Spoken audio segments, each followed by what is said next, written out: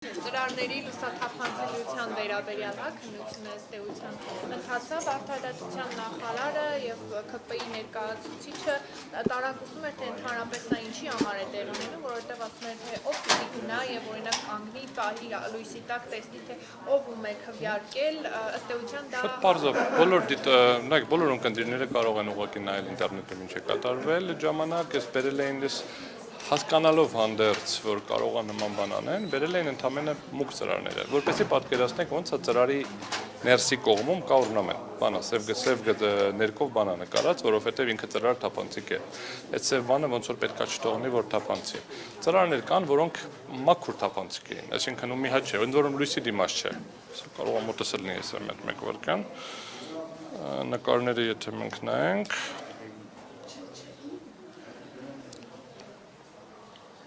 մեկ վարքյան։ Ոսը նայեք, սա լույսի դիմաց է, չէ՞, կարող եմ ցույց տալ, հա, սա լույսի դիմաց է, եթե նայեք, սա լույսի դիմաց է, այսինքն լույսի դիմաց շատ հստակ երևում է ինչ որ մեկը 19-ին է քվեարկել։ Նայեցինք բոլորը։ Սա եթե ուշադիր նայենք, հետևը լույս չկա, մոտ հեռավորությունից նայեք։ Սա փոքր մասն այն նկարների, որոնք ինտերնետում կան։ Սա նույն լույս չկա, սա ուղղակիորեն պահված է, եթե նայեք, տակա անձնագիրն է դրված, եթե ուշադիր նայենք, որ համարն է քվեարկել։ Հա? 3, ակնհայտ երևում է։ Այսինքն ակնհայտորեն սա առաջացնում է լուրջ խնդիր, իսկ անհրաժեշտ էլ չէր, որ բոլորի մոտ տեսնեին։ Եթե մարդիկ, ովքեր պետքա գնան քվեարկության, չեն իմանում, իրանց տեղամասում թափանցիկ կա լինելու թե ոչ։ Ինքնին արդեն խնդիր առաջանում։ Այս տեղեկատվությունը արդեն իսկ ընտրության օրն է եղել տարածված, թե ով է տարածել, թե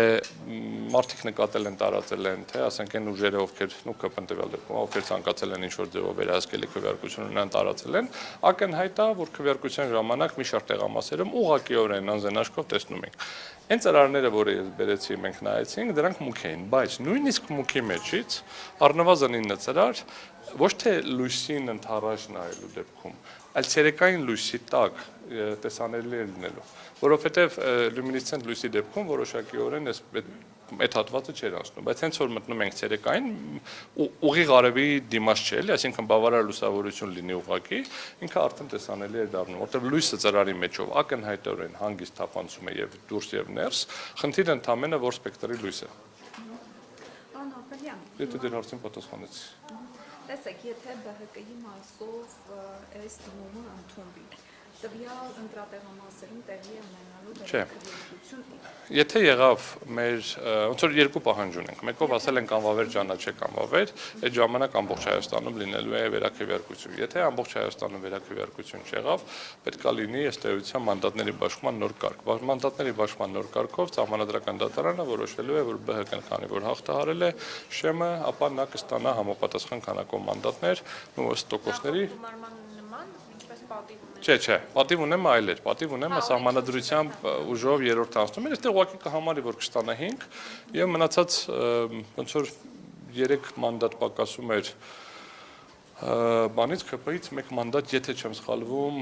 ուժեղ Հայաստանից։ Կարող է սխալվեմ, կարող Հայաստան դաշինքից, բայց կար թվերի մեջ այսքան հաշվարկ։ Տեսականորեն, քանի որ ինչպես նշեցի, այս հոդվածը մանրակրկիտ նկարագրված չի, որովհետև կրկնում եմ, մենք նոր ենք սովորում պարլամենտական երկրում ապրել, հենց անընդհատ քննադատում ենք, բայց բովանդակությունը միջև վերջ պետք է նաև հասկանանք միջև քննադատել։ Ըստ էության ունենք հետեւյալ պատկերը, որ ես մի քանի անգամ բարձրաձայնել եմ խնդիրը գավաթի մասին չենք ասում տվեք մեզ վարչապետի աթոռը, բայց ոնց որ բոլորի մոտ ընտրությունները մենակ վարչապետ, նախագահ այդ դաշտում են տեսնում, ոչ 5 մանդատը հնարավորություն է տալիս ԲՀԿ-ի падգամավորներին, այդ 58500 քաղաքացիներին, ովքեր վստահել եւ տվել են քվեն, նրանց ձայնը լսելի դարձնել Հայաստանի քաղաքական դաշտում։ Հիմա որ հարցին ոնց կքվեարկեն, ինչ կանեն, մենք միշտ այնց ամենասուր հարցերն ենք նայում, բայց տնտեսական քաղաքականություն, սոցիալական քաղաքականություն, մշակութային քաղաքականություն, կրթության հետ կապված հարցեր, բյուջեի ծախսման ուղղություններ, այսինքն միլիոն հատ հարց կա, որում падգամավորները ներկայացնում են իրենց ընտրողներին, մենք միշտ այնց կենտրոնանում ենք, ասենք սահմանադրությունը կփոխեն թե չէ։ Դա շատ կարևոր հարց է, բայց դա մեր ամենօրյա կյանքի վրա ավելի քիչ ազդեցություն է ունենում առնվազն կարճաժամկետ, երկարաժամկետական հետ որ ունենում է տեսնում ենք, բայց կարճաժամկետ ավելի մեծ ազդեցություն է ունենում է մնացած բոլոր հարցերի բարձրաձայնումը։ Պատգամավորները նաև ունեն հարցապնդումների հնարավորություն, հարց ու պատասխանի մասնակցելու, խնդրի վրա բարձրաձայնելու, այսինքն փոքրամասնության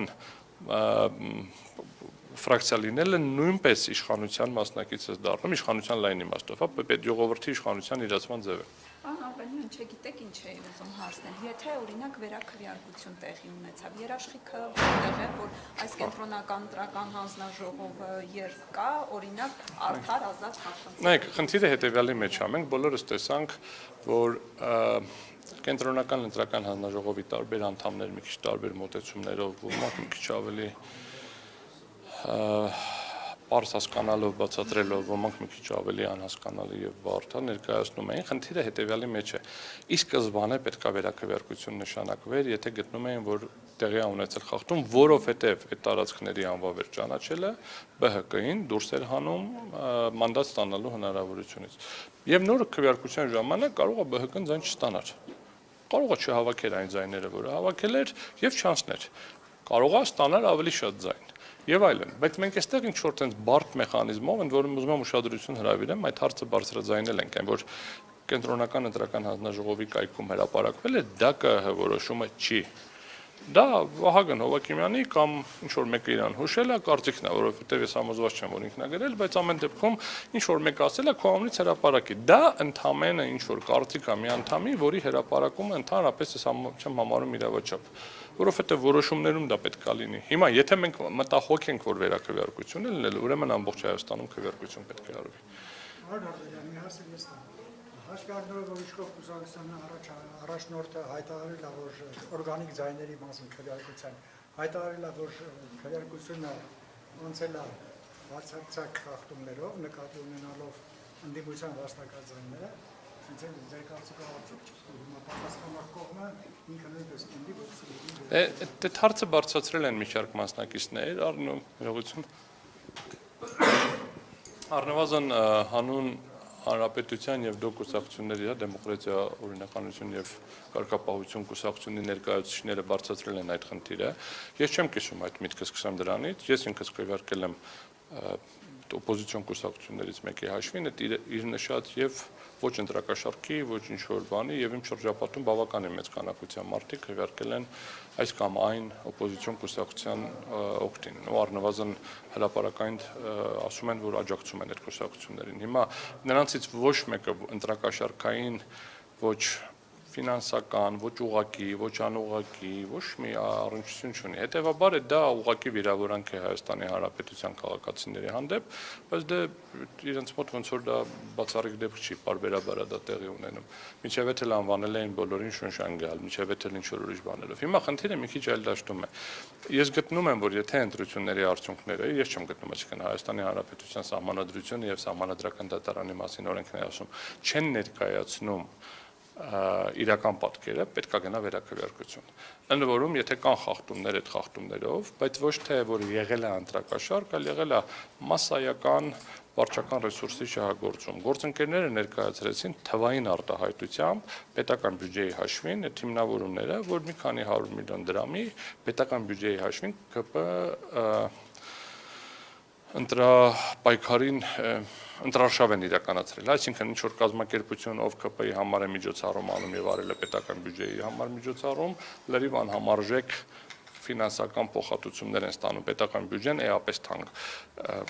ԿՊ-ի համար էապես ցածր, այսինքն այստեղ ակնհայտորեն կոռուպցիոն, ընդ որում ոչ միայն ընտրակաշառքի, այլ դասական կոռուպցիոն կաշառակերության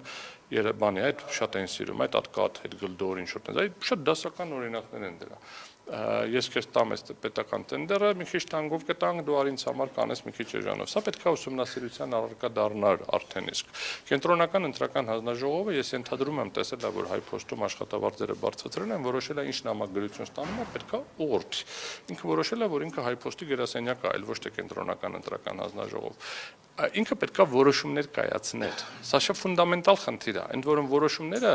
սահմանադրության այդ ամենաֆունդամենտալ կետին է վերաբերում։ Բոլորը սիրում են խոսել, որ իշխանությունը պատկանում է ժողովրդին, գորգորան, գնան, ինչ ասեմ, դոշ ծեծեն, ինչ ասեմ, բայց հենց որ գալիս է այն պահը, որ պետք է այդ իշխանության, ժողովրդի իշխանությունը մի քիչ պահպանենք, չէ։ Այսինքն նույն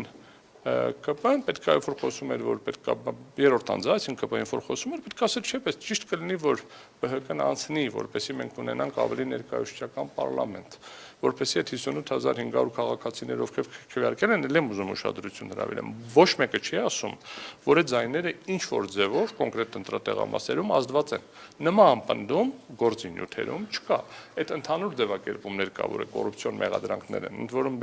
դրանց մեծ մասն էլ հետո չեն հաստատվելու, բավականին մեծ քանակության մարդիկ ուղղակի հրավիրվել են քննչական մարմիններ, հետո ասել են, շփոթվել ենք, դες չպիտի կանչենք, այսինքն խոչընդոտել եւ խաթարել են աշխատանքը այդ ամբողջ process-ի, ստեղծելով ձևակերպում։ Գործընկերները ներկայացրեցին հետազոտություն, որ այդ պնդումները այդ ընտրակաշառքի եւ այլի մասին ազդել է բացասաբար։ Այսինքն մենք տեսնում ենք այս ամբողջ գործընթացը եւ ես վերադառնալով ձեր հարցին, այո, եթե գտնում են, որ այդպես է, պիտի պնդեն։ Շնորհակալություն։ Հետի հետ կապված հիմա չտամ, հետ չպատասխանեմ, հետո կպատասխանեմ, բայց Ռոմանոս Պետրոսյանը հետի հետ ընդհանրապես քնդելի կառավարիչ է։ Ոնց որ գիտեք, նայեք, բախր հենց այդ էլ նա խնդիրը, հենց այս ամբողջ ֆունդամենտալ խնդիրներից մեկն էլ է նա, որ չգիտեմ ինչի է Ռոմանոսը խոսում։ Խիչի օրինակ ՊՏԿ-ն է խոսում, էլի, այսինքն խիչի խոսում կառավարությունը, խիչի խոսում, այսինքն լավ, այդ նույնն է, որ ձեզնից մեկին նշանակեմ ինչ որ մի հիմնարկում կառավարիչ, դուք խոսեք, որ հեսա գնալու ենք վերցնենք, հեսա առնելու ենք, ծախելու ենք, բերեք սենց անենք։ Հեցի մասով առանձին քննարկում այլ ֆորմատում էլի, հիմա մենք ոնց որ այստեղ մնանք սահմանադրական վեճի շրջանակներում, հետո կանդրադառնանք դրան։